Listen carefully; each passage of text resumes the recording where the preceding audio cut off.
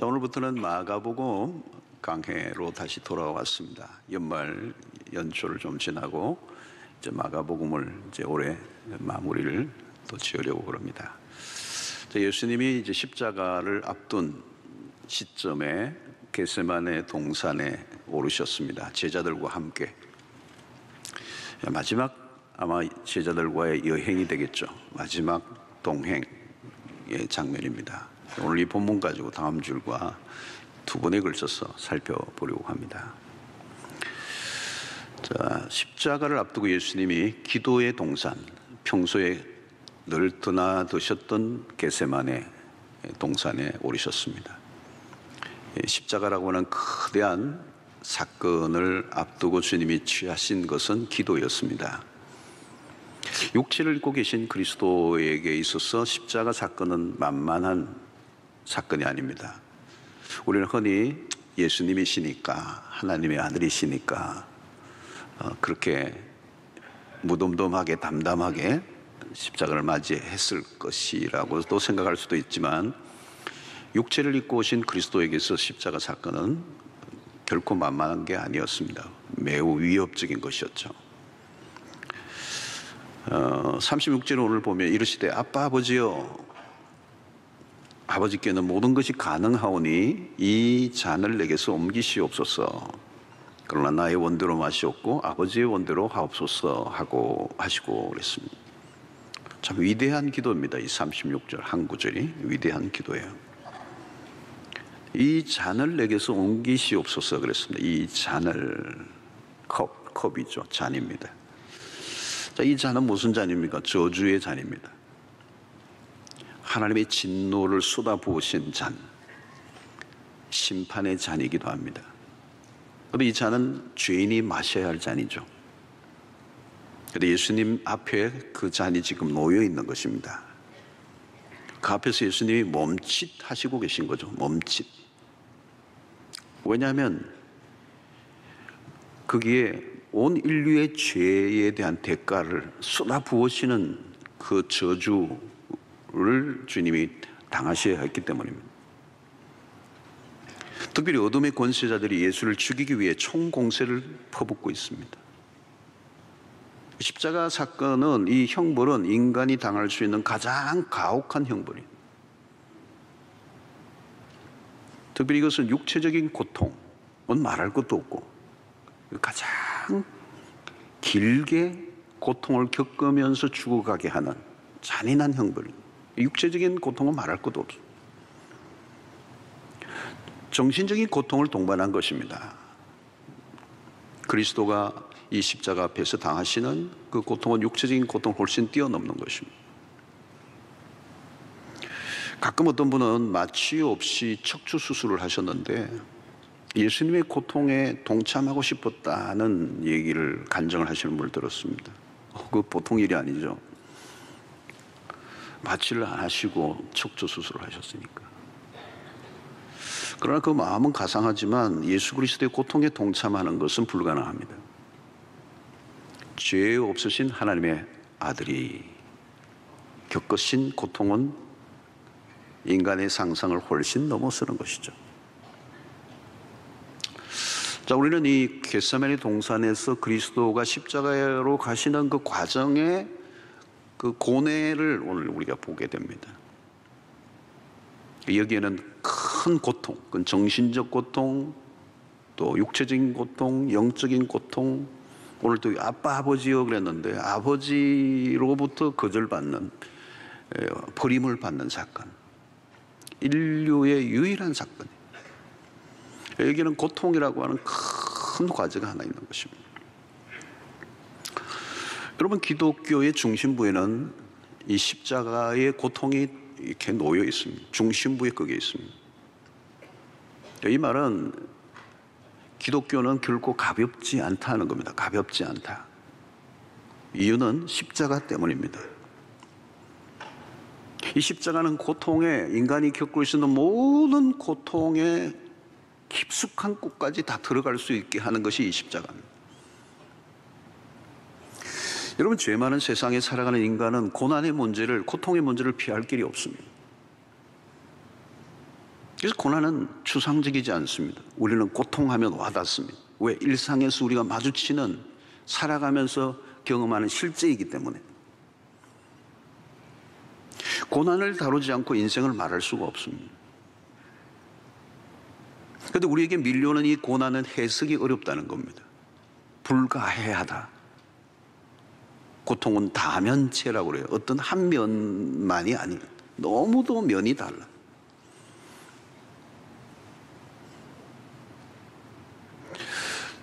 자, 우리는 고난을 다루지 않고 인생을 말할 수 없습니다. 우리에게 밀려오는 고난은 문제가 해석이 어렵다는 겁니다. 해석이 안 되기 때문에 답을 하기도 어려운 것입니다. 사람들마다 당하는 고통의 깊이와 그 고통의 종류가 다 달라요. 고난을 쉽게 다루면 안 되는 것이죠. 고난의 문제를 가볍게 다루는 사람을 만나면 분노가 막 일어납니다. 설교자도 성도의 고통에 쉽게 답을 해주려고 하는 시도는 설교자에게도 위험한 거. 너가 고난을 알아? 여러분, 그렇습니다. 내가 당한 고통의 깊이 안으로 들어올 수 있는 사람이 이 세상에 아무도 없습니다. 그리고 누군가 고통을 겪고 있을 때 그 고통의 안으로 내가 들어갈 수도 없어. 고난을 제대로 이해해 줄 수 있는 사람이 이 세상에 있을까요? 부부도 어려워요. 주변 사람들의 어설픈 위로는 고통을 더 심화시킵니다. 그 이야기가 욥의 이야기입니다. 기독교는 고난을 제대로 다룹니다. 고난의 정면으로 다가서게 합니다. 그것이 십자가입니다. 그리스도는 고난을 아시는 분이고 고난을 다루실 수 있는 분이십니다. 왜? 그분이 고난을 겪으셨기 때문에. 그리스도는 고난을 새롭게 다루시고 새롭게 해석하시는 분이십니다. 하나님의 아들이시면서 직접 고통을 겪으셨던 그리스도. 살다 보면 그 누구도 나와 같은 고통을 이해할 수 없을 것이라고 여길 때가 있습니다. 그때 우리가 그리스도에게로 나아가야 돼요. 우리는 그리스도의 고통을 이해할 수 없습니다. 그러나 그리스도는 우리의 고통을 아십니다. 오늘 우리는 본문에서 주님의 고뇌에 찬 장면을 보게 됩니다. 자, 주님의 기도 속에 우리는 첫 번째 발견하는 것은 주님의 기도는 진실했다는 겁니다. 33절에 보니까 베드로와 야고보와 요한을 데리고 가실 때 심히 놀라시며 슬퍼하사 그랬습니다. 자, 이 본문은 번역하기가 굉장히 어려운 단어입니다. 헬라 원어로도 보면 굉장히 어려운 단어들에 비해요. 이유는 뭐냐? 그리스도가 겪으신 십자가 앞에서 겪었었던 그 마음의 심경을 인간의 언어로는 표현하기 어려운 거예요. 심히 놀라시며 슬퍼하사. 여기 놀라시다라는 이 표현은요, 너무 놀라서 턱이 덜덜덜덜덜덜 떨리는 정도. 이 슬퍼한다는 말은 거대한 충격을 동반한 고통을 말하는 것입니다. 그래서 여기 심히 놀라시고 슬퍼하셨다. 이것은 어떤 강력한 충격 속에서 극도의 슬픔에 잠겨 있는 상태라고 말하는 것입니다. 자, 34절에도 보니까 말씀하시되 내 마음이 심히 고민하여 죽게 되었으니 그랬어요. 여기 심히라는 단어가 나오죠. 심히 내 마음이 심히 고민하여.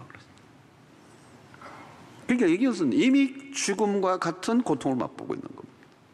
어마어마한 문제가 닥쳐왔을 때, 절망적인 사건이 다가왔을 때 심히 고민할 때 이미 내가 죽은 것 같은, 그 어떤 사람은 혼절을 하죠. 혼절. 그런 상태인 것입니다. 자, 여기서 예수님은 십자가를 앞둔 그 자신의 심경을 잘 표현하고 있는 것입니다. 예수님의 감정이 그대로 노출되고 있습니다. 자, 우리가 주목해야 되는 것은 연약한 육체를 입고 계신 인간 예수님. 그냥 내 십자가 짓게 하고 용감하게 나가신 게 아니에요. 심히 놀라셨고 극도의 슬픔에 잠기셨다. 짓누르는 고뇌에 찬 순간, 기도라기보다는 고뇌의 절규에 가까워. 자, 여기서 우리는 주님은 당신이 맞은 고난에 대하여 자신의 심경을 감추지 않고 있다는 겁니다. 십자가 앞에서 당신의 마음을 감추지 않는 거예요. 자기의 생각을, 자기의 감정을 그대로 표현하고 있는 것입니다. 이 잔을 내게서 옮기시옵소서.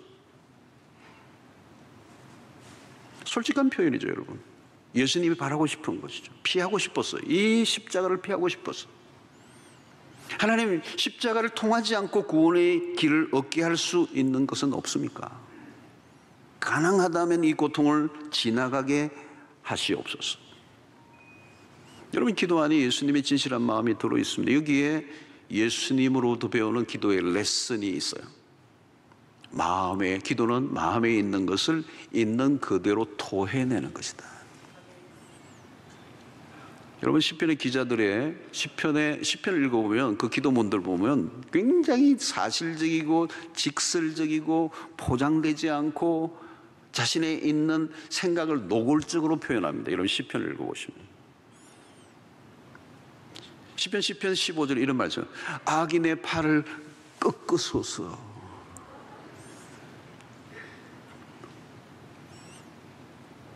(58절) (6절에) 보니까 하나님이여 그들의 입에서 이를 꺾으소서. 대단한 얘기예요. 이빨을 다 부러뜨려 주시옵소서.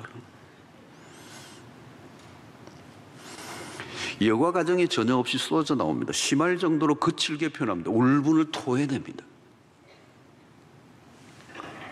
그렇습니다, 여러분. 그게 기도예요. 기도는 우리의 소원이나 갈망만을 표현하는 것이 아닙니다. 우리의 감정까지 쏟아낼 수 있어야 된다는 거예요. 시인은 원수에 대하여 무제한적으로 보복해 주시도록 단언합니다.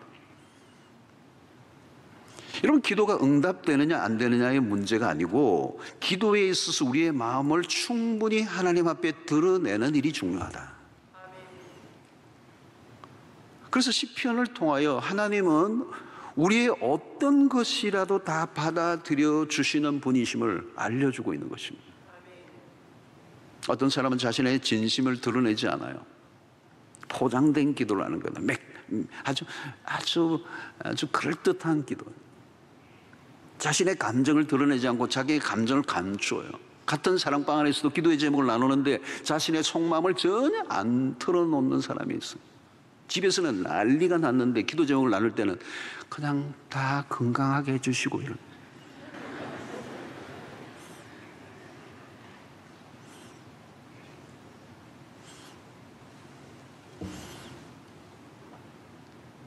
그러면 기도는 맴돌 수밖에 없는 겁니다. 형식적이고 의례적인 기도는 중심부로 들어갈 수가 없어요. 자신의 진심을 드러내지 않으면 그건 기도가 될 수가 없는 것입니다. 가끔 우리는 자기의 마음을 괜히 잘못하는 사람들에게 털어놨다가 로모의 주인공이 될 수도 있기 때문에, 나는 정말 아픈 얘기를, 속 깊은 얘기를 털어놨는데 그 얘기가 막 떠돌아다니는 거예요. 그 상처를 받는 겁니다. 그래요, 여러분, 세상에는 비밀이 없어요. 마음속 깊은 얘기를 털어놓을 것이 없어요. 비밀로 해줘 희망상해. 비밀은 없어요. 그래서 마음의 병이 되는 거죠. 내 마음을 털어낼 데가 없어. 정말 속 깊은 얘기를 털어놓을 것이 없어.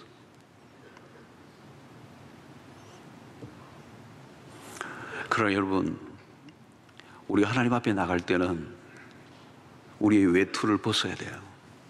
우리의 민낯을 드러내야 돼요. 내 속 깊은 감정을 표현해야 돼요. 그래서 시편 51편 10절에 다윗의 기도죠. 하나님이여, 내 속에 정한 마음을 창조하시고 내 안에 정직한 영을 새롭게 하소서 그랬어요. 정직한 영. 아마 바르세바 사건 이후에 한 1년 동안 다윗에게는 이 정직한 영이 없었어요. 기도했겠죠. 기도는 했을 거예요. 그런데 하나님과는 닫혀있는 생각.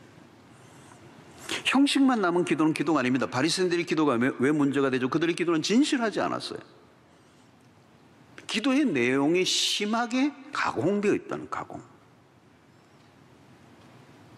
내용으로 치면 바리새인들처럼 내용이 좋은 기도가 어디 있었겠어요? 여러분, 미사역으로 꾸며진 너무 화려한 기도예요.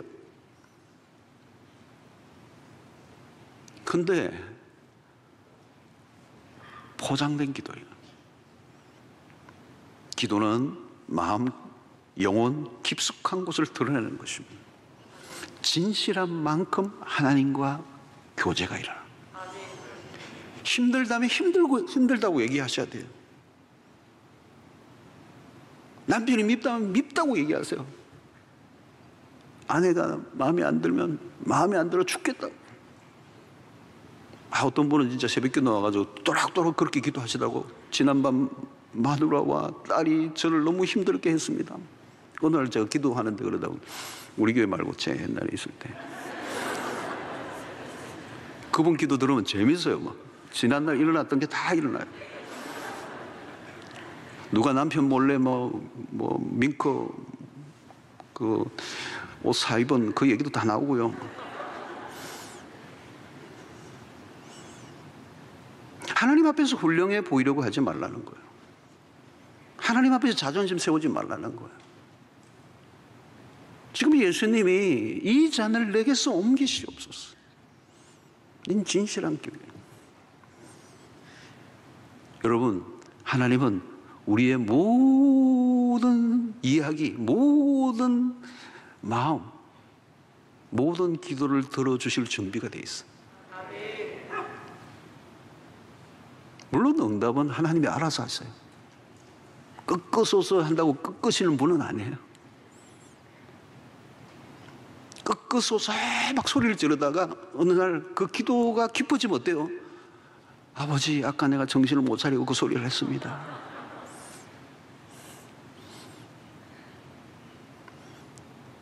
중요한 것은 하나님 앞에서 정직하고 진실한 기도를 드려야 한다. 자, 여러분, 이 기도는 치열한 것입니다. 누가는 겟세마네 동산의 현장을 좀 더 구체적으로 다루고 있는데요. 22장 44절 보면 예수께서 힘쓰고 애써 더욱 간절히 기도하시니 땀이 땅에 떨어지는 핏방울 같이 되더라고요. 무슨 얘기인지 여러분 상상이 되십니까? 힘쓰고 애써 더욱 간절히, 강조를 몇 번, 땀이 핏방울 같이 떨어졌다. 어떤 분은 모르겠어요. 제가 의학적으로 이게 가능하다는 얘기도 해요.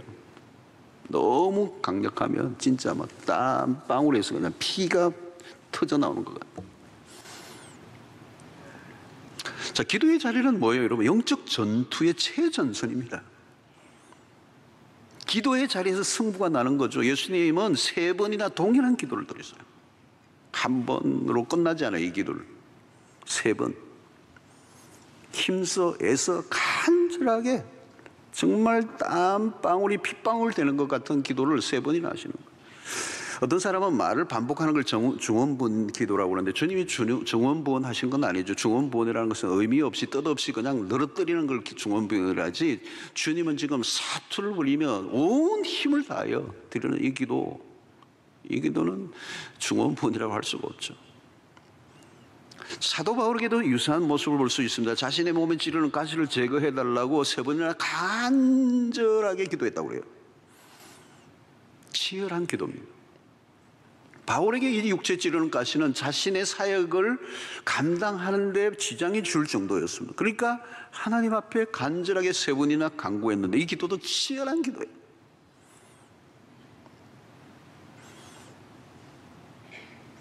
예수님의 기도 안에는 심한 통곡과 눈물이 있었습니다.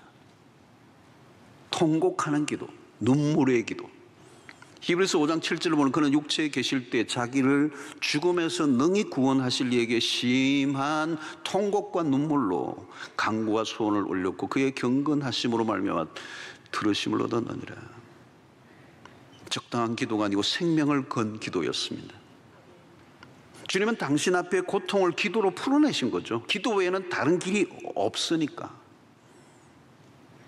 이런 순간에는 고상한 기도를 드릴 수 없습니다. 전투적인 기도입니다. 품이 있고 세련되고 격식을 갖춘 기도와는 전혀 거리가 먼 기도.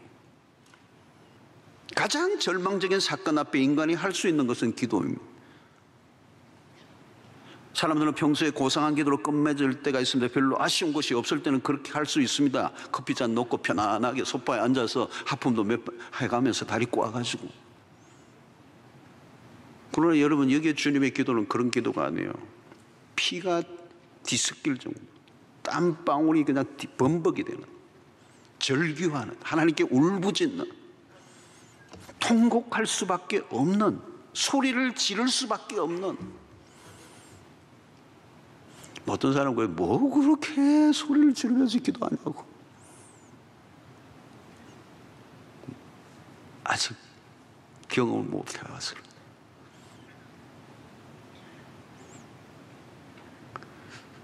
여러분, 세상에서 가장 치열한 곳이 있다면 기도의 자리입니다. 야복나루의 야곱은 하나님의 사자와 사투를 벌입니다. 하나님의 사자가 야곱의 엉치뼈를 쳐버렸습니다. 엉치뼈를 쳤어요. 그냥 주저앉는 겁니다. 근데 안 놓잖아요. 매달리잖아요. 야곱의 모습은 처절합니다. 죽느냐 사느냐예요. 형 에서가 400인을 거닐고 옵니다. 모든 게 초토화될 수밖에 없는 이 절체절명의 순간에 그는 매달리는 거죠. 뼈가 부러졌음에도 불구하고 처절하게 매달립니다. 날이 새기까지. 그런 기도입니다. 그게 기도입니다. 한나의 기도가 그렇습니다. 사무엘 1장을 보면 그녀의 기도가 얼마나 깊은 기도였는가. 그 시대에 무기력하게 앉아있는 엘리 제사장과 아주 대조를 이루는, 엘리 제사장 기도 안 했겠습니까? 그러나 그 기도는 무기력한, 기운이 빠진, 형식적인 제도적인 기도였습니다.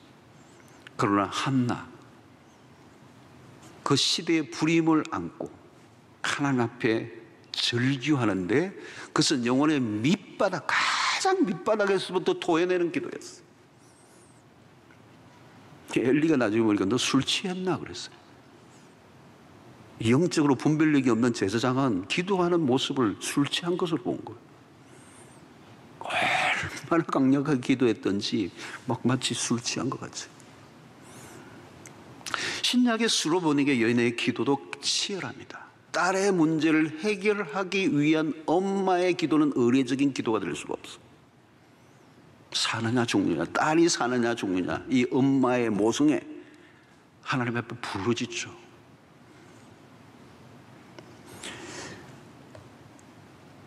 여러분, 기도가 늘 달콤하고 감미롭지만은 않습니다. 감정을 더 이상 억누를 수 없을 때가 있다는 거예요. 산모가 해산의 진통을 하듯이 울부짖는 기도를 해본 적이 있으십니까? 여러분, 삶이 얼마나 치열합니까? 절박한 문제 앞에 서 있을 때가 얼마나 많습니까? 거대한 산이 가로막혀 있는 듯한 보이지 않는 광야로 우리의 삶을 내몰리게 할 때가 있습니다. 그때 우리는 어떻게 해요? 그냥 기도가 아닙니다. 전투적 기도입니다. 치열한 기도입니다. 눈물이 있는 기도, 땀이 뒤섞인 기도로 승부를 내야 된다. 기도하다가 그야말로 기력이 소진할 정도로, 지금 예수님은 그런 기도를 들으시는 거예요. 기도의 자리에서 성패가 결정됩니다.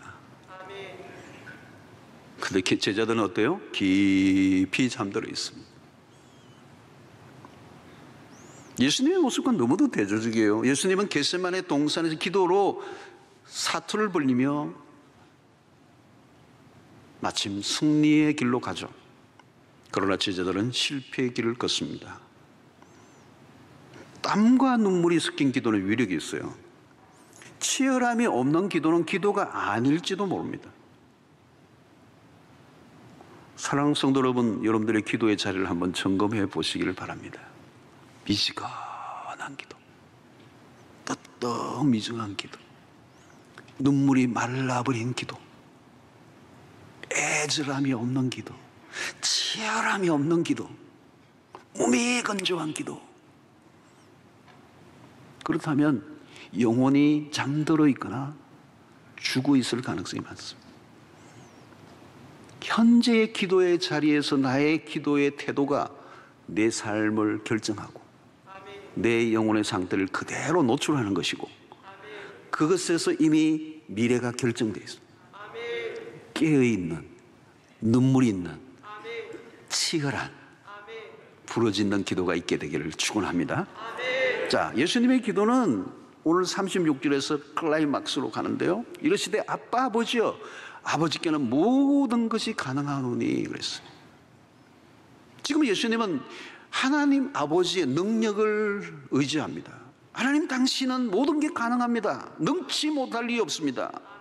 그렇다면 이 잔도 옮겨 주십시오 그랬어요. 하나님 전능하신 분 아닙니까? 이런 방법밖에 없습니까? 구태여 내가 꼭 죽어야 합니까? 이 십자가를 내가 져야만 합니까? 구원을 위한 당신의 목적은 바꿀 수 없겠지만 성취하는 방법은 바꿀 수 있지 않습니까? 와, 대단한 기도예요.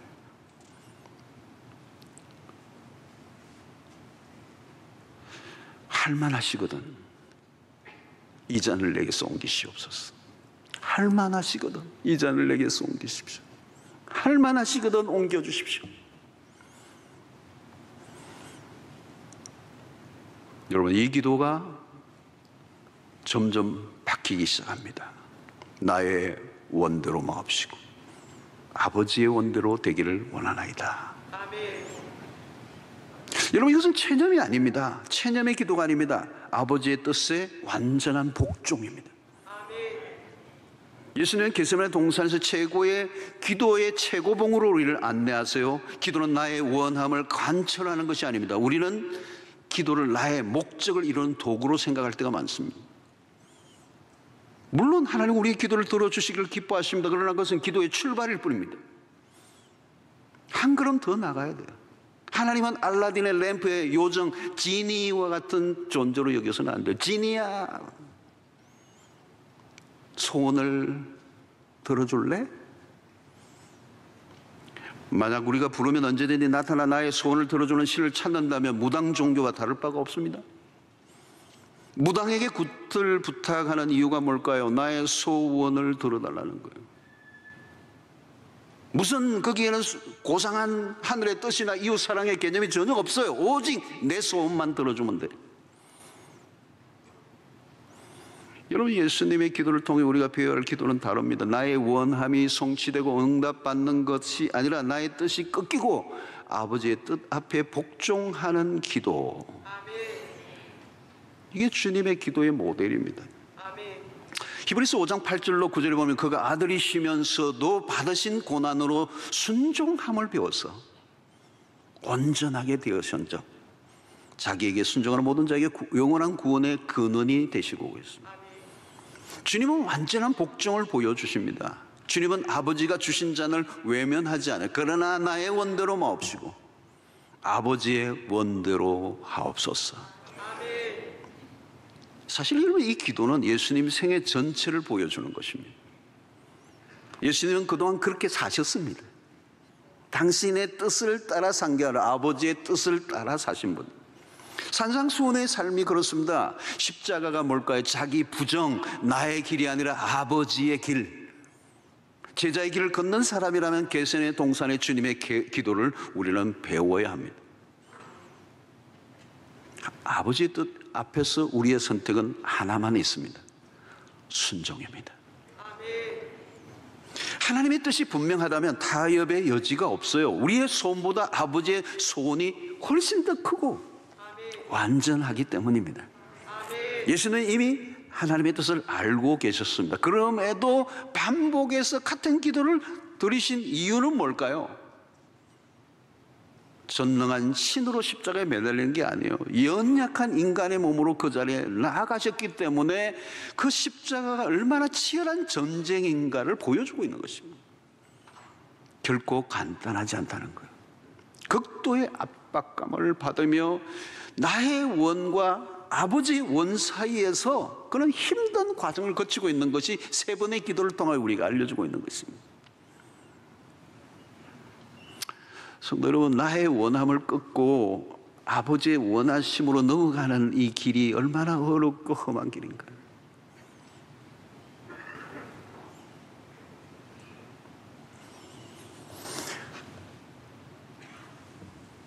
많은 경우에 우리는 여기서 실패를 해요.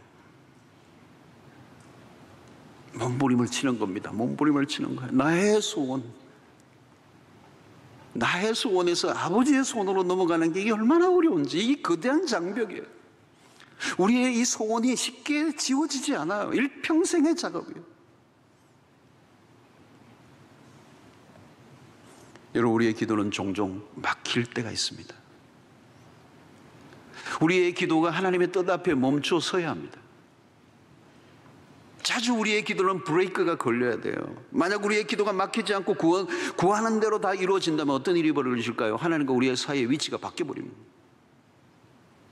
우리가 하나님이 되고 하나님은 우리의 종이 되고 맙니다.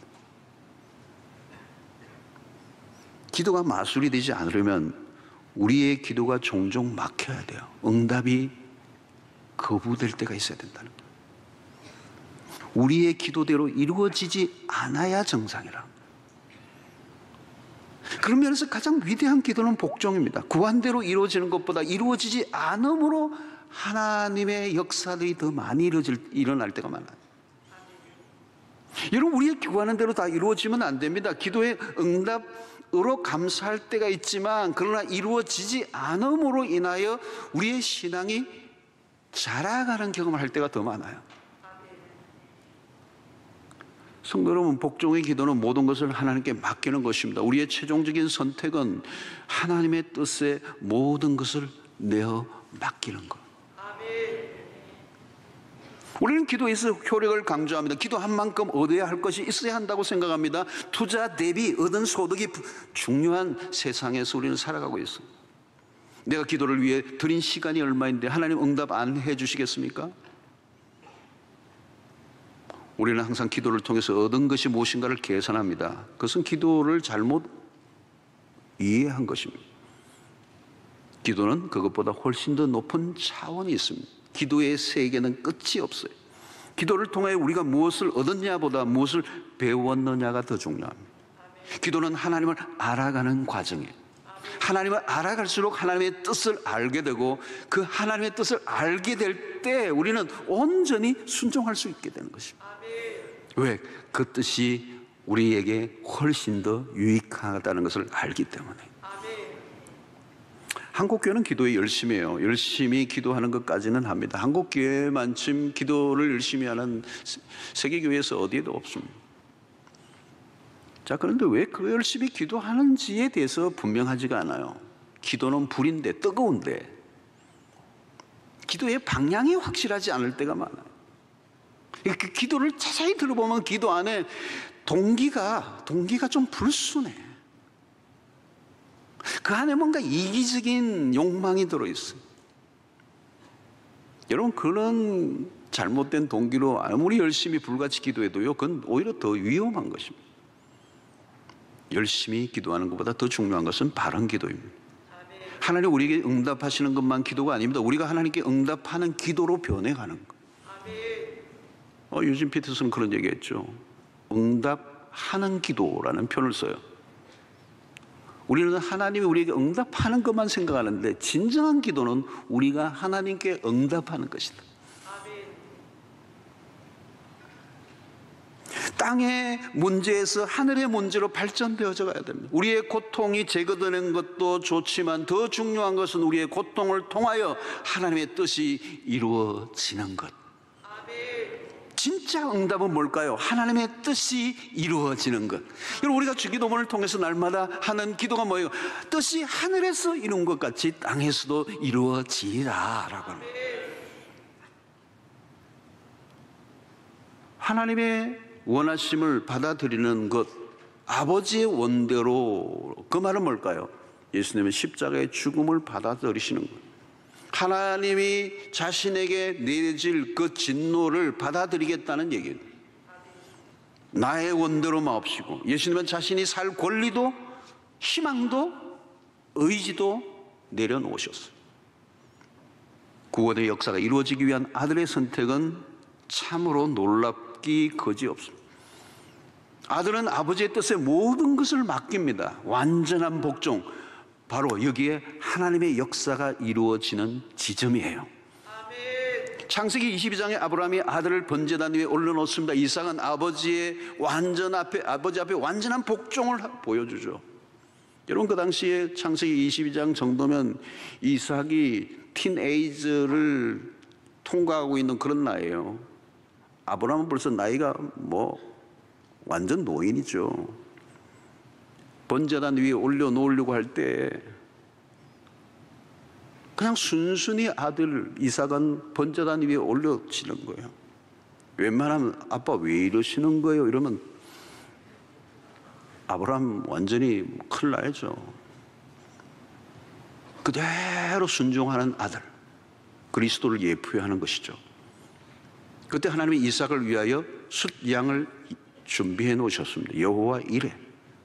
세례 요한이 그렇게 고백했던 세상 죄를 지고 가는 하나님의 어린 양이 바로 그것입니다. 예수님은 지금 아버지의 처분에 모든 것을 내어 맡기고 있는 것입니다. 하늘의 뜻이 이루어지는 곳에는 복종이 있습니다. 기도의 절정은 응답이 아니라 우리의 어떤 원함이 이루어지는 게 아니라 아버지의 뜻에 완전한 복종을 하는 것. 복종은 나의 원함이 아닌 하나님의 원하심에 대한 응답입니다. 이것이 기도의 절정입니다. 여러분, 우리는 우리에 대해서 몰두하죠. 세상 안으로 들어가면 모두가 자신의 권리를 주장하기 바쁩니다. 세상은 끝도 없이 나의 권리와 상대의 권리의 싸움, 이 충돌이 벌어지는 세상이에요. 나의 정당함을 주장하기에 몰두합니다. 자신의 권리를 결코 놓치면 안 된다고 우리는 세상 속에서 배워와요. 어딜 가나 권리를 쟁취하려고 핏대를 세웁니다. 결정적인 순간에 오면 하나님의 뜻은 온데간데 없어요. 각자가 자기의 목소리 내기에 정신이 없습니다.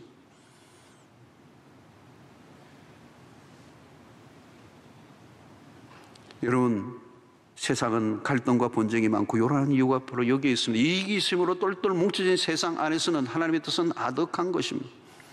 우리가 하나님이 되려고 할 때가 얼마나 많이 있습니다. 우리는 나에게 지어진 고통을 피하게 해달라는 기도를 들 때가 얼마나 많습니까? 고통은 일단 피하고 보자. 그러나 고통을 피하고자 한다면 고통을 통하여 이루실 하나님의 뜻을 알 수가 없습니다. 하나님은 고통을 통해서 일하십니다. 고통의 시간을 통하여 하나님을 더 깊이 알게 하십니다. 여러분, 언제 하나님께 가장 가까이 나갔습니까? 언제 하나님을 만났습니까? 언제 내 신앙이 가장 깊어졌습니까? 틀림없이 고통의 순간이에요. 모든 것이 잘 돌아갈 때보다 고통의 순간에 우리는 훨씬 더 깊이 하나님을 만납니다. 고난의 신비입니다.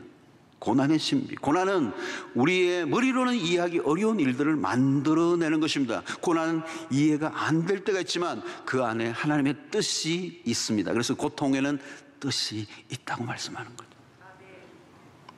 고통 속에 하나님의 섭리가 숨쉬고 있습니다. 주님은 십자가를 목전에 둔 겟세마네 동산의 기도를 통하여 우리에게 기도를 가르쳐주고 있습니다. 다양한 기도가 있지만 겟세마네 동산의 예수님의 기도는 기도의 레슨의 절정입니다. 겟세마네 동산의 주님의 기도로 주님은 이미 승리하셨고 마귀의 모든 유혹을 물리치시고 겟세마네 동산의 기도를 끝내고 뚜벅뚜벅 십자가 앞으로 걸어가시죠. 이미 그곳에서 기도로 승리하셨기 때문에.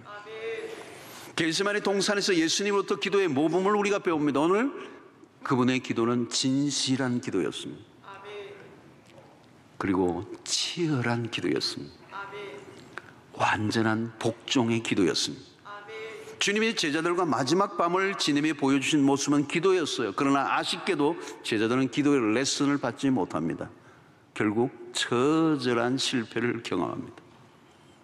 사랑하는 성도 여러분, 기도의 자리에서 모든 것이 결정됩니다. 기도의 자리가 승부처입니다. 승부처. 기도의 자리에서 승리하시기를 축원합니다. 기도에서 이기면 이깁니다. 마귀는 기도의 자리에서 우리를 잠들게 만듭니다. 주님을 닮은 위대한 기도자들이 되셔서 이 어려운 시대 끊임없이 우리에게 밀려오는 수 없는 고난의 파도 속에서도 시련을 능히 견뎌내고 그 시련 속에 하나님의 뜻을 발견하고 그리고 그 모든 시련 속에 다가오는 마귀의 강교한 유혹을 분별해내고 승리하는 주의 백성들 되시기를 축원합니다. 하나님 아버지, 오늘 또 우리에게 주신 말씀을 통하여 이 마지막 때를 살아가는 우리에게 주님으로부터 기도의 레슨을 받고 매 순간 기도의 자리에서 승리하게 하여 주시옵소서. 예수님의 이름으로 기도하옵나이다. 아멘.